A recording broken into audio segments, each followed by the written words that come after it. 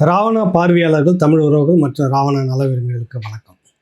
புரட்சி தமிழகம் கட்சியினுடைய தலைவர் சகோதரர் ஏர்போர்ட் மூர்த்தி அவரை பற்றி என்னாச்சுன்னு நிறைய பேர் தகவல் கேட்டுக்கிட்டே இருந்தாங்க. நான் அதை காலம் தாழ்த்திக்கிட்டு இருந்தேன். மற்ற பேட்டிகளில் அங்கங்கே அதை மேற்கோள் காட்டி பேசியிருப்பேன். முழுதுமான தகவல் சொல்லாததுக்கு காரணம், இன்று ஜனவரி 8ஆம் தேதி அவருக்கான வழக்கு நீதிமன்றத்தில் வருது. எப்படியும் பிணை கிடைத்து விடும், அதை வச்சு ஒட்டி நம்ம சொல்லலாம் தகவல் அப்படின்னு நம்ம இருந்துக்கிட்டு இருந்தோம். ஆனால் எதிர்பாராத விதமான ஒரு துன்ப தகவல், அதுதான் ஒரு பெரிய விஷயமாக இருக்கிறது.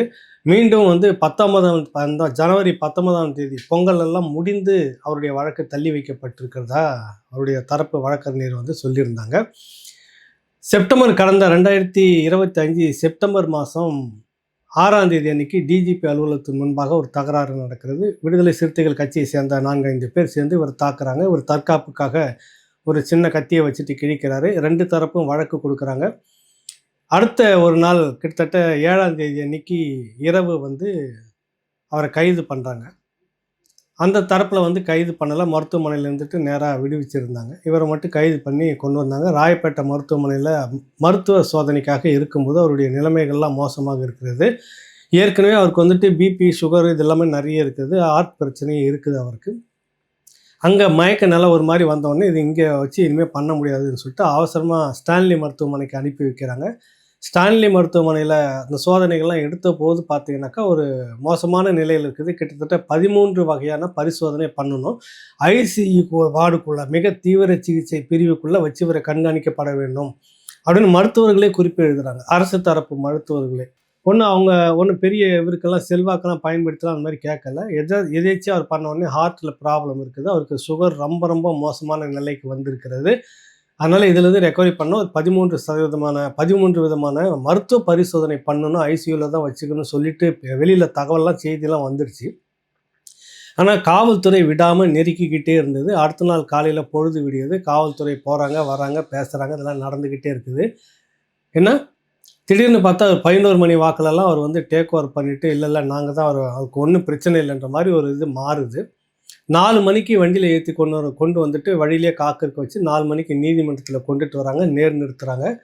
அதுக்கு முன்பாக இது இப்போ நடந்த சண்டையெல்லாம் பார்க்குறப்ப வழக்கு பதிவெல்லாம் பார்த்தீங்கன்னாக்கா அவருக்கு அங்கேயே பெயில் கிடச்சிருக்கு. அந்த உடல்நிலை சரியில்லை, மோசம், மருத்துவமனையிலேருந்து அழைச்சிக்கிட்டு வராங்க அப்படின்னு சொன்னாவே பெயில் அங்கேயே கிடச்சிருக்கும். ஆனால் வரும்போது தான் ஒரு புதிய தகவல் கிடைக்கிறது. என்னென்னா 307 கொலை முயற்சி வழக்கு அப்படின்றதில் சேர்த்துருக்குறாங்க.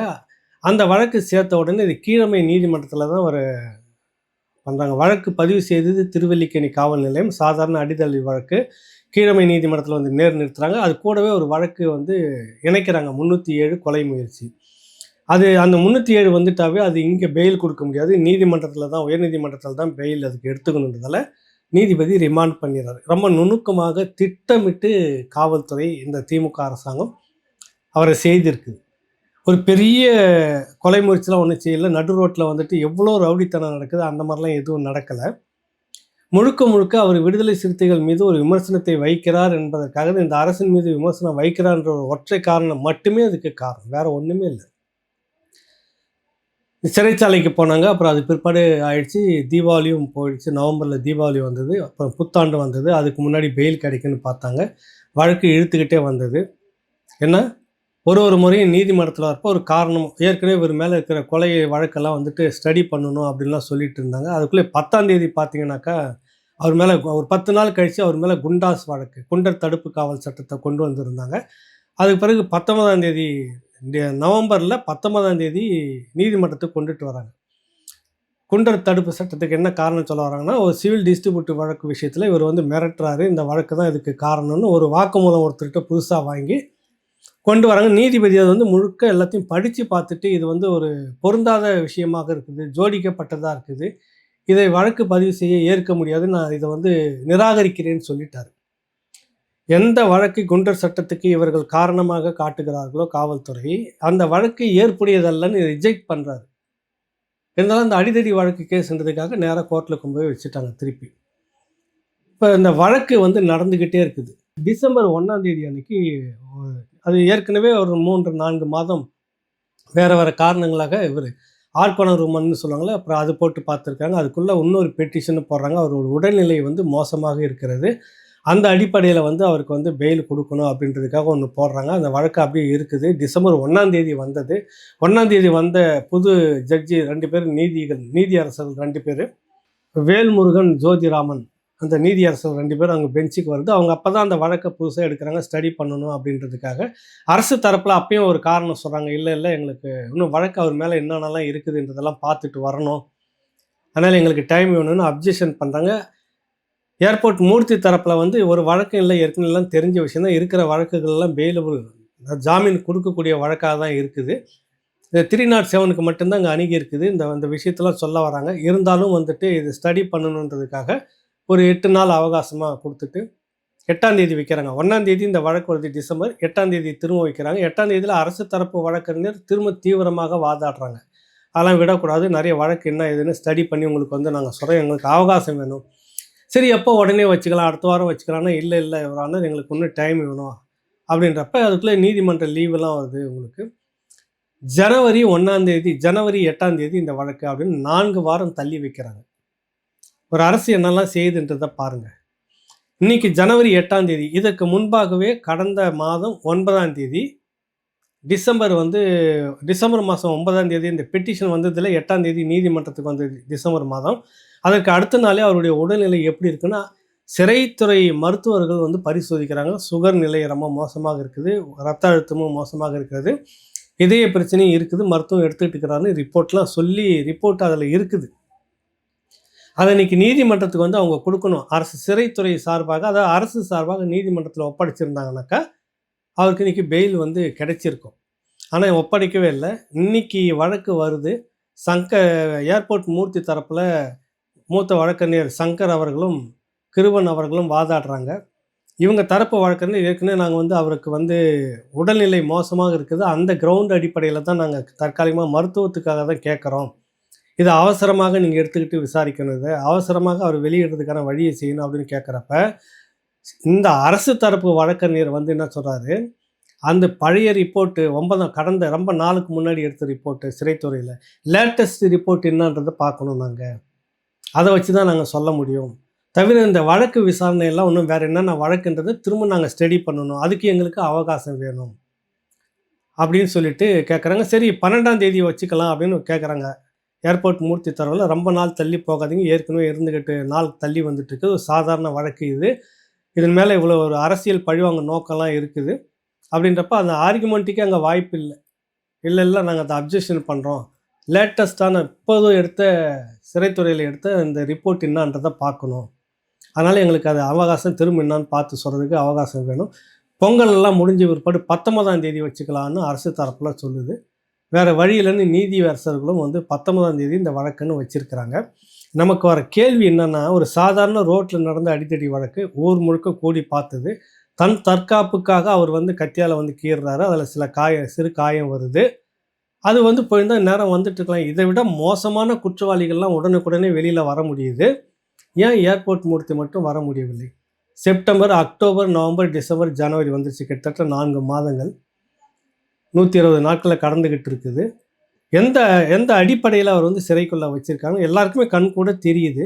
நீதிமன்றத்தில் அரசு தரப்பில் சில காரணங்களை சொல்லி தள்ளி போட்டுட்டு வர்றதுக்கான வாய்ப்பு, அதை தள்ளி போட்டுக்கிட்டே வராங்க. எங்களுக்கு ஒன்றும் அவகாசம் வேணும், இந்த முழுக்க உடல் ரீதியான பிரச்சனை என்ன இருக்குன்றது சமீபமாக எடுத்த ரிப்போர்ட் எங்களுக்கு வேணும், இது பழசு அப்படின்ற மாதிரி சொல்கிற மாதிரி தான் அவர் சொல்லியிருக்கிறாரு. எனக்கு என்ன கேள்வின்னா, ஒன்றும் இல்லை, 41 பேர் வந்து ஈரோட்டில் வந்து கரூரில் வந்து நடந்த அந்த கூட்ட நெரிசலில் நடிகர் விஜயனுடைய கூட்ட நெரிசலில் இறந்தாங்க, அது வழக்கு பதிவு செய்தாங்க, 41 பேர் மரணம். அந்த பாஜக நிர்வாகிகள், அதாவது டிவிகே நிர்வாகி, பாஜகவில் வந்து போன ஒருத்தர், அப்புறம் அந்த டிவிகேயில் இருக்கக்கூடிய நிர்வாகிகள் யாரையாவது ஒருத்தரை துணிச்சலாக கைது செய்வதற்கு இந்த அரசுக்கு துணிச்சல் இருந்ததா? ஒருத்தரை கைது செய்து ரிமாண்ட் பண்ணாங்களா? ஆதவ் அர்ஜுன், நிர்மல், புஷி ஆனந்த், இன்னும் இருக்கக்கூடியவர்கள். இது ஒரு அரசான்ற ஒரு கேள்வி வருது இல்லை? நீங்கள் 41 பேர் உயிரை பழி வாங்கிய ஒரு சம்பவத்தில் ஒருத்தரை கூட கைது பண்ணி ரிமாண்ட் பண்ணல, அந்த மாவட்ட நிர்வாகியை மட்டும் கைது பண்ணி வச்சுட்டீங்க, சம்மந்தப்பட்ட மாநில நிர்வாகியை கைது பண்ணல, விஜய் தன் பக்கம் கூட்டணிக்கு வந்துவிடக்கூடாதா, வந்துவிடுவதற்கான வாய்ப்பு இருக்குதான்றது காரணத்துக்காக ஒரு லூஸாக விட்டு பார்க்குறீங்க. நாடே பார்த்து அதிர்ந்த அது ஒரு கொலைன்னு தான் சொல்லணும். அதை விபத்தில் நடந்த ஒரு மரணம், அதுக்கு காரணம் டிவிகே அப்படின்னு ஒரு பெரிய சர்ச்சையான பேர் வந்துக்கிட்டு இருக்கு. ஒருத்தரை கூட கைது பண்ணலை. அவர்கள் தங்கியிருக்கிறன்னா உண்மையிலே காவல்துறைக்கு தெரியுமே. இன்னைக்கு நவீன காலம், இதெல்லாம் வந்து செல்போன் நடமாட்டத்தை வச்சே கண்டுபிடிக்கலாம். செல்போன் உரையாடல்களை வச்சு எங்கே இருக்கான்னு கண்டுபிடிக்கலாம். அவர் செல்போனே இல்லாமல் இருந்துக்கிட்டு இன்னொருத்தர்கிட்ட யாருக்கு ஃபோன் வாங்கி பேசினாலும் கண்டுபிடிச்சிடலாம். இவ்வளவு நவீன காலத்தில் இந்த யுக்திகள்லாம் இருக்கும்போது கூட கைது பண்ணவே இல்லை. ஆதவர்ஜன் நேராக டெல்லிக்கு போயிட்டு அங்கேருந்து ஒரு பேட்டி கொடுத்துட்டு பெயில் எடுத்துக்கிட்டு இங்கே வராரு. என்ன நிர்வாகம் பண்ணுறீங்க? காவல்துறை என்னது? எளியவர்கள் என்னாக்கா நீங்கள் ஒடுக்கப்பட்ட தாழ்த்தப்பட்ட சமூகம்னா நீங்கள் என்ன வேணாலும் பண்ணுவீங்க. மற்றபடி ரெட்டியார் செட்டியார் கோனார் அப்படின்னாக்கா என்ன சாதி அரசியல் பண்ணுறீங்களா நீங்கள் அப்படின்னு கேள்வி வருதா இல்லையா? எல்லாருக்கும் தோணுமா இல்லையா? அதிகாரம் பலத்தில் இருக்கக்கூடியவங்களுக்கு வந்து நீங்கள் கிட்ட நெருங்க மாட்டீங்க. எளியவர்களை வந்து நீங்கள் வந்து ஒரு பழி வாங்குவீங்களான்னு 2 காரணம் இருக்கிறது. ஒன்று, இந்த அரசு திமுக மாடல் அரசு ஒடுக்கப்பட்ட ஒரு சமூகத்தினுடைய ஒரு பிரதிநிதியாக வெளியில் வளர்ந்துட்டு இருக்கிற ஒருத்தரை வழியை வந்து நீங்கள் வேறு யாருடைய அழுத்தத்துக்காகவோ இப்படிலாம் செய்துட்டு இருக்கிறீங்க அப்படின்னு. அந்த வேற ஒரு அழுத்தம் யாரும் இல்லை, விசிகான்றது எல்லாருக்குமே தெரியும். அந்த தோழர்கள் என்னை தொடர்ச்சியாக விமர்சனம் பண்ணிட்டு இருக்கிறாங்க, பண்ணிக்கிட்டு இருக்கட்டும். நாளைக்கு உங்களை ஒரு அரசு தூக்கி உள்ளே கைது பண்ணி இதே மாதிரி வச்சாலும் நான் பேசுவேன், உங்களுக்காக நான் பேசுவேன். இது நீங்கள் செய்வது முழுக்க முழுக்க ஒரு அநீதி. அரசு செல்வாக்கு உங்ககிட்ட இருக்குது, நீங்கள் திமுக அரசுக்கு அணுக்கமாக இருக்கிறீங்கிறதுக்காக அழுத்தம் கொடுத்து இப்படி ஒரு சாதாரண வழக்கை ஒருத்தரை பழி வாங்கணுன்றதுக்காக இவ்வளவு நாள் தள்ளி வச்சுக்கிட்டே வரீங்கன்னா, சிறைக்குள்ளாக வைத்து அவரை கொல்ல திட்டமா? நோய்வாய்ப்பட்டு இறந்து விட வேண்டும் என்ற திட்டம் உங்களுக்கு இருக்கிறதா? அவர் சொன்ன சில வார்த்தைகள் இப்பொழுது சொன்னால் உங்களுக்கு எரிச்சலாக இருக்கும், கோபம் வரும், அதெல்லாம் உங்களுக்கு பயமாக இருக்குதா? அதனால் சிறைக்குள்ளாகவே ஒரு நோய்வாய்ப்பட்டு இறந்துட்டு போகிற மாதிரி கணக்கு காட்டுறதுக்கு ஏற்பாடு பண்ணுறீங்களான்னு கேள்வியெல்லாம் வருது. இதுக்கு திமுக அரசு தான் பொறுப்பேற்கணும். ஏற்கனவே சட்டம் ஒழுங்கு ஒரு பக்கம் மோசமாகிட்டு இருக்குது. என்னென்னலாம் நடந்திருக்குன்னு எல்லாம் மக்கள் பார்த்துக்கிட்டு இருக்கிறாங்க. ஒரு ஒடுக்கப்பட்ட மக்களுடைய பிரதிநிதி ஏர்போர்ட் மூர்த்தி பழைய சமூகத்தினுடைய ஒரு தலைவராகவும் வளர்ந்துக்கிட்டு இருக்கிறாரு. எதற்காக இவ்வளவு இழுக்கடிக்கணும், இவ்வளவு நெருக்கடி கொடுக்கணும்? நீங்கள் இந்த வேகத்தை, இந்த கோபத்தை நீங்கள் டிவிக்கு மேலே காட்டினீங்களா? யாரையாவது ஒருத்தர் கைது பண்ணி இப்படி வச்சுட்டு இருந்தீங்களா? அந்த கைது செய்யப்பட்ட மாவட்ட நிர்வாகி 41 பேர் மரணம் சும்மா இல்லை. உடனே பெயில் கிடச்சிருது அவருக்கு. எப்படி இதெல்லாம் நடக்குது? இவர் என்ன நடந்தது? யாராவது செத்துட்டாங்களா? கொலை விழுந்துருச்சா? ஏர்போர்ட் மூர்த்தி தாக்கி யாராவது செத்துட்டாங்களா? கொலை விழுந்துருச்சா? தாக்குதலுக்கு ஒரு எதிர் தாக்குதல், அவ்வளோதான், முடிஞ்சு போச்சு. இவ்வளோதான் இதில் விஷயம். ஏன் 4 மாதமாக கடத்தி இழுத்துக்கிட்டே வருது அரசு தரப்பு? என்ன காரணம் இதில்? இந்த வேகத்தை நீங்கள் டிவிக்கு நிர்வாகிகள் அந்த கொலை வழக்கில் 41 பேர் செத்தீங்களே, ஏன் மெத்தனமாக விட்டீங்க? என்ன காரணம் அதுக்கு?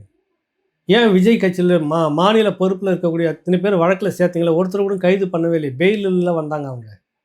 அங்கே அந்த அதிகாரத்தை லூஸில் விடுறீங்க, இங்கே வந்துட்டு உங்கள் அதிகாரத்தை தவறாக பயன்படுத்துகிறீங்க. இந்த கேள்வி வருதா இல்லையா? அரசு தரப்பில் ஒரு அழுத்தம் கொடுக்கும்போது நீதிமன்றம் வேறு வழி இல்லை. சரி, நீங்கள் வந்து இன்னொரு புதுசாக ரெக்கார்டை கேட்குறீங்க, மருத்துவ குறிப்பை கேட்குறீங்க அப்படின்னு. சரி, இது வந்து 8ஆம் தேதி வரப்போகுதுன்னு உங்களுக்கு தெரியும். நீங்கள் கடந்த டிசம்பர் மாதம் 9ஆம் தேதி எதுக்கு மெடிக்கல் ரிப்போர்ட் எடுக்கணும்? எடுத்திருந்தாலும் கூட திரும்ப ஒரு மெடிக்கல் ரிப்போர்ட் நீங்கள் சிறைத்துறை எடுத்த ரிப்போர்ட் இங்கே வரல, அதுவும் கிடையாது. அதையாவது நீதிமன்றத்தில் ஒப்படைச்சாங்கன்னு இல்லை, எடுத்திருக்காங்க. ஆனால் இப்போ லேட்டஸ்ட் என்னன்றதை நாங்கள் பார்க்கணுன்னு அரசு தரப்பு வழக்கறிஞர் சொன்னதாக தகவல். இதில் முன்ன பின்ன தகவல் தவறி இருக்கலாம், மாறி சொன்னதுக்காக வேண்டிய ஒரு வழக்கு போகிறதுனாலும் போட்டுக்கலாம், எனக்கு ஒன்றும் பிரச்சனை. வர தகவலை நான் பேசுகிறேன். எதற்காக இவ்வளவு நெருக்கடி ஏர்போர்ட் மூர்த்திக்கு? உங்களுடைய நோக்கம் என்ன? ஒரே ஒரு ஒத்த சூரியன் தான் இருக்கணும்னு நினச்சிட்டிங்களா? சூரியன்னா அது வந்து திருமாவளவன் மட்டும்தான் அப்படின்னு நினைக்கிறீங்களா? அவர் இருந்தால் தான் நம்ம கட்சிக்கு அணுக்கமாக இருக்க முடியுமா அப்படின்னு நினைக்கிறீங்களா? இது எந்த விதத்தில் நியாயம்? இது எந்த அழுத்தம் இல்லாமல் நீங்கள் இப்படிலாம் செய்ய மாட்டீங்கன்னு உலகத்துக்கே தெரியும். அரசு தரப்பு இப்படிலாம் செய்யாது ஒரு அழுத்தம் இல்லாமல்.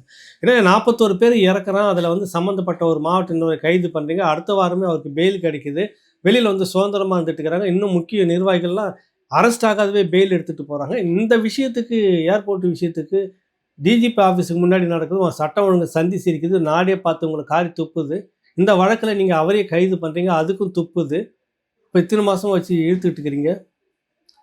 சுப்பு முன்னால் இருந்த மிகப்பெரிய ஒரு அரசியல் தலைவர் ஒரு தொடர் இருந்தார். அந்த தொடரில் பிரதான வாக்கியமாக பயன்படுத்துறது பேய் அரசண்டால் பிணம் தின்னும் சாத்திரங்கள். இப்போ அப்படி தான் போயிட்டுருக்குது இந்த அரசு. இது வந்து மக்களுக்கு தெரியாமல் நீங்கள் எல்லாத்தையும் மடம் மாற்றிக்கிட்டே இருக்கீங்க. ஒரு விஷயத்தையும் தொடர்ச்சியாக சட்டம் ஒழுங்கு பிரச்சனை மிக மோசமாக, எல்லாமே செட்பேக், அநீதியான நடைமுறையில் தான் போயிட்டுருக்கு இந்த அரசு. பேய் அரசாண்டால் பிணம் தின்னும் சாத்திரங்கள். திரும்பவும் சொல்கிறேன், இப்போ அப்படி தான் போயிட்டுருக்கு. என்ன நடந்துச்சு ஏர்போர்ட் மூர்த்தி விஷயத்தில்? எதற்கு இவ்வளவு போட்டு நீங்கள் நெருக்கடி தரணும்? எதற்கு இவ்வளோ அவகாசம் கேட்டுட்டு வரணும்? திரும்ப 19ஆம் தேதி என்ன காரணத்தை நீங்கள் சொல்ல போகிறீங்க? தெரியல. இது நாட்டு மக்களுக்கு தான் தெரியும். நீங்கள் சிறைக்குள்ளாகவே வச்சு ஏதோ அவருக்கு சதி செய்யணுன்ற திட்டத்தோடு இருக்கிறீங்களான்ற சந்தேகம் மக்களுக்கு வருகிறது. நீதிமன்றத்துக்கு நீங்கள் தேவையில்லாமல் காலத்தை தள்ளி தள்ளி போட்டுட்டு வந்துட்டு இருக்கிறீங்க. ஏமாத்துறீங்கன்னு கூட சொல்லலாம். என்ன நடந்துச்சு இப்போ இன்னைக்கு வந்துட்டு ஏற்கனவே 9ஆம் தேதி எடுத்த ரிப்போர்ட்டே போதுமே வச்சுக்கிட்டு கொடுத்துட்டு போகலாமே. அதுன்னு நாங்கள் புதுசாக ஒரு முறை பார்க்கணுன்றது காரணத்தை சொல்லி இன்னும் மற்ற வழக்குகள் விசாரணை நாங்கள் ஸ்டடி பண்ணணும்னு ஒரு காரணத்தை சொல்லி இன்னும் எத்தனை முறை இந்த மாதிரி காரணங்கள் சொல்லி தள்ளி போடுவீங்க.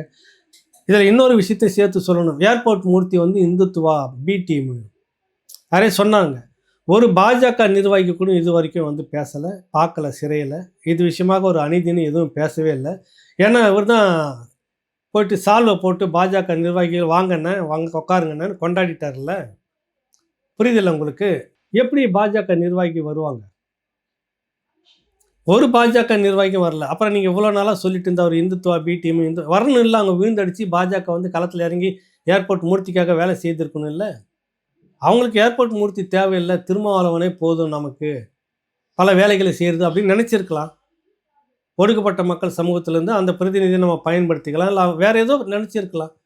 இல்லை ஏர்போர்ட் மூர்த்தி வேணும் அப்படின்னு நினச்சிருந்தாங்கன்னா ஒடுக்கப்பட்ட மக்களுடைய வாக்குகள் அவர் மூலமாக வேணும் தான் இன்றைக்கி நேரம் பயன்படுத்திக்கிட்டு இருக்கலாமே. பாஜக அவரை சிறையில் போய் பார்த்துருக்கலாம், கண்டன அறிக்கைகள் கொடுத்துருக்கலாம், ஒரு போராட்டம் நடத்திருக்கலாம், எதுவுமே செய்யலை. இது ரொம்ப அநீதியான ஒரு சம்பவம் நடந்துக்கிட்டு இருக்குது, நல்லதில்லை. இது வந்து நாட்டு மக்கள் மத்தியில் முன்னாடி வைக்கிறேன். திரும்ப சொல்லக்கூடிய அந்த வார்த்தை தான் சுப்பு சொன்ன அந்த வார்த்தை இன்னும் ஞாபகத்தில் இருக்குது. அப்படி தான் போயிட்டுருக்கீங்க. எல்லாவற்றுக்கும் 2026 பதில் சொல்லுமா அப்படின்லாம் தெரியல. பொறுத்திருந்து பார்ப்போம். மீண்டும் ஒரு நிகழ்ச்சியில் பார்க்கலாம். அடுத்த வர ஜனவரி பொங்கல்லாம் முடிஞ்சு ஜனவரி 19ஆம் தேதி இந்த வழக்கு மீண்டும் நீதிமன்றத்துக்கு வருது. அப்போது என்ன நடக்கிறது என்பதை பார்ப்போம். நன்றி, வணக்கம்.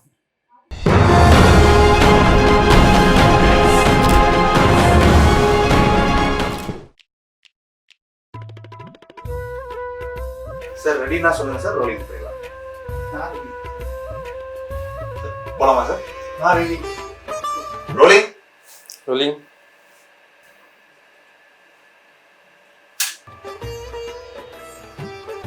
சார் ரோலிங் ஆகிட்டு இருக்கு, ஆரம்பிக்கலாம் சார். சார்